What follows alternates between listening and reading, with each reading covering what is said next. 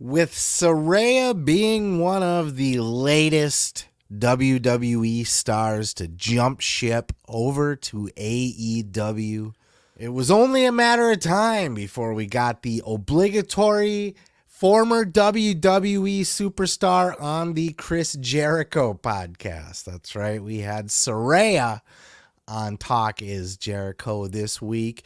And honestly, this was one of the best Saraya interviews that I've heard in quite a long time. Matter of fact, she had just done a couple with Renee. I think she did Renee's podcast like twice within the last year or so. And those were like the last couple interviews that I had heard with her. And, it was, I don't know, they weren't that great. But it was kind of just two chicks, because they're friends, so they're just being friends and bantering back and forth. They didn't really do the tough interview. This was a pretty good interview with Saraya because we got a lot of good information out of her. She talked about all kinds of different things, but it was in these two particular clips right here that I want to recommend here. The first clip, she clears up her health situation. What is the status of Saraya's health? I think we've already heard at this point that it's been made public that she's cleared. I think AEW put the announcement out this week, actually. They did a press release that Saraya has been cleared to wrestle by AEW's doctors, which is interesting in itself. But how did that come about? Take a look at this clip. If need be. So I'm just getting used to it. It's like a whole different dynamic. I'm just like, oh man, this is How is your neck at this point? It's good. Yeah, I feel really healthy and my neck feels fantastic. And I would definitely want to take it slower this time around. If there was any physicality and stuff like that, I just want to really take care of my body, because as much as I want to rush into doing all these different matches, I know what happened the last time. Right. So I just want to take it as slow as possible. Is it just time that healed it, or were you doing different therapies or exercising? Just time and stuff like that, because even if you do the exercises and whatever, it's not going to mend like the fluid that's around. The disc? Is Yeah. a herniated disc or whatever? Yeah. So I have the 6 screws, and then the one thing that happened was there was just no fluid on where my spinal cord was. Mm-hmm. But over time, like that comes back slow. Right. You know what I mean? Right. So, and then after a while too, it was all mental for me as well. I'm like, well, do I? Because now I'm scared. Like, what do I do? You know what I mean? So getting over that hump, and I still have that mental block a little bit. But I feel like if I'm in the ring with the right person, then I'm going to feel way more comfortable. And it reminds me of when I did the match with AJ Lee at SummerSlam. She couldn't take a bump that much either. So we did the whole match with her not taking a bump. So I'm like, I want to be that careful. You know what I mean? Yeah. Like, I will take a bump, but I'm not trying to be a bump monkey like I used to be, I don't know about you, but that sounds really shaky, to be honest. Just time heals all. I didn't have any spinal fluid around that spot, but now I do, I guess, again, because it comes back over time. I don't know. WWE doctors weren't clearing her, so how does AEW's doctors get her cleared? How does that happen? How are AEW's doctors getting guys like Christian Cage cleared to return? Right? I believe Bryan Danielson was cleared before he jumped ship to AEW by WWE's doctors. But I don't think Christian was he? He might have been. He was in the Royal Rumble. Yeah, he was in the Royal Rumble. Never mind. But still, how does Saraya's... just bear with me. I'm figuring this shit out in my head as I go. But how does Saraya get cleared by AEW's doctors, but not WWE's? And that just sounds a little shady. And she's going to be very careful with herself. She's going to watch her bumps and that sort of thing. So I wouldn't expect to see the best matches in the world either. Though you don't need to be bumping all over the place like a madman to put on a good match. And I would even argue it's the sign of a better worker to not take any bumps and still have a good, entertaining match. But it does lead me to wonder exactly how healthy she is. I'm not a doctor. I'm just a guy sitting in his basement yelling at a microphone. But still, it sounds a little weird, does it not? Then in this clip here, she talks about how she came to the decision to work for AEW instead of the WWE, because apparently WWE had an offer on the table, but she chose AEW, probably because they were going to let her work and clear her when WWE wasn't. But here's what she had to say about that. Check out this clip. And it's interesting because I know that we were like, who's still out there that could really make, a bang? Yeah. And there's not a lot because guys are signed, girls are signed. And I was like, fuck, Saraya, man. You got to talk to her. So we were trying for a while to connect with Tony and you and everything like this. Were you ever getting close to maybe going back to WWE? Yeah. Gotcha.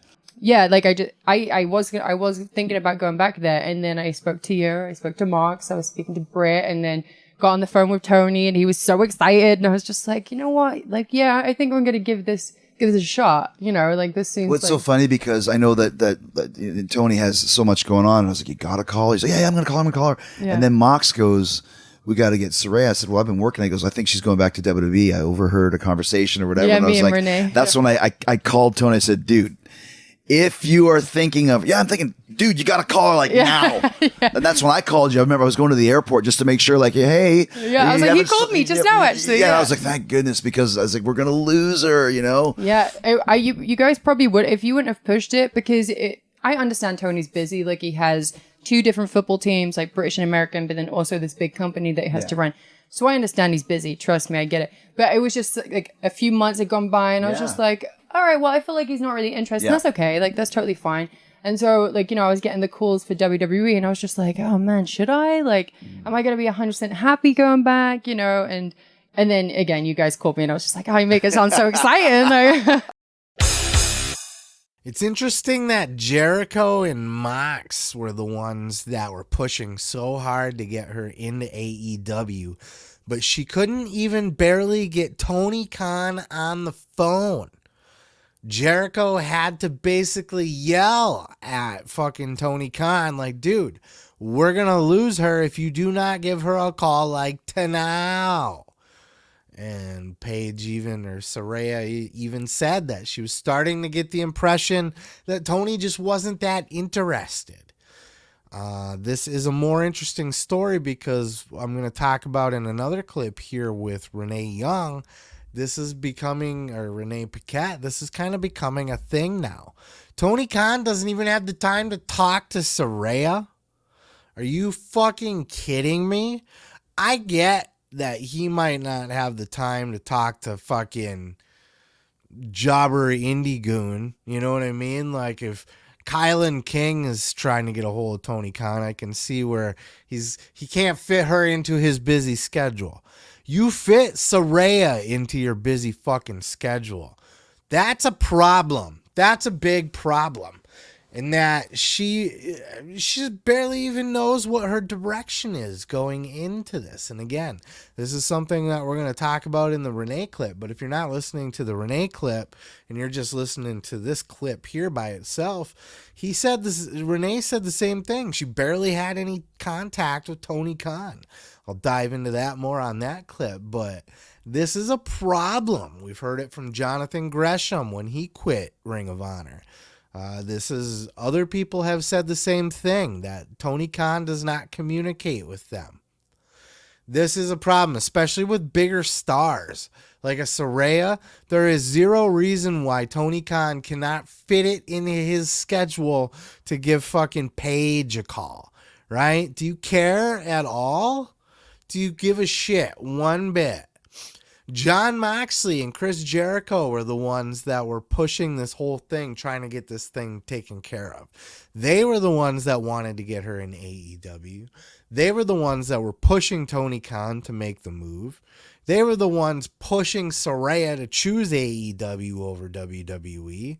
And now that she's here, he barely has time for her. She even said she wishes that there was more, that she was produced more. She went out there blind because she's not used to having no writers. This is great for some people who are creative geniuses, like a Chris Jericho. He's so creative. He can just sit and come up with all of his own shit. And Tony Khan can say, yeah, I like that, or let's add this, or do this different, or blah, blah, blah, blah. But what about all these guys sitting in the back on their ass on catering with their fucking thumb up their ass that don't know how to do any, like that's why like a guy like Wardlow is floundering, because you can, as much as I love Wardlow, you can tell by his interviews that he's kind of a box of rocks. You know what I mean? He's a muscle dummy. No offense. I love Wardlow. Love me some Wardlow. But could it be that he's just being used like shit right now because he's just not coming up with anything for himself and nobody else is bothering to come up with anything for him? That's a problem.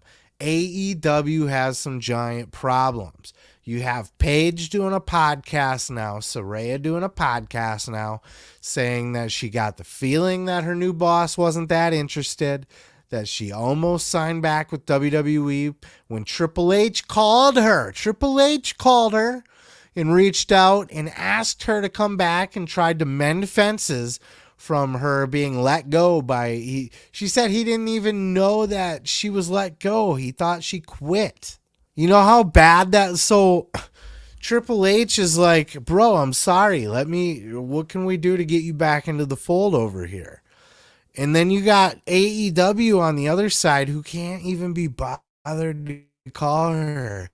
And it's guys like Jericho and Moxley that are saying, no, you're going to love it here. I promise. You need to sign over here. We'll get Tony to call you. We'll get Tony to call you. Hold on. Don't sign with them. We will get Tony to call you. It shouldn't be like that. Tony should be eager to speak with Saraya.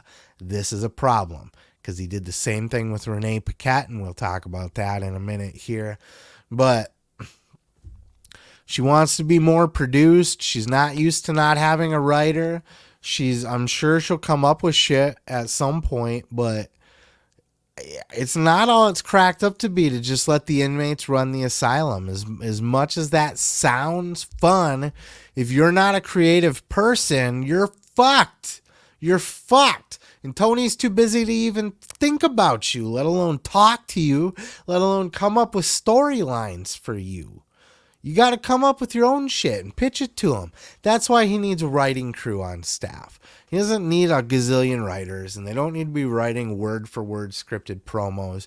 But they need guys to just hang out in the back, creative-minded people, even if they're former wrestlers and not writers, that can just be like, yo, bro, you need help with your storyline? You want some ideas pitched? You need that shit. AEW's in big trouble. This is a problem. Mark my words.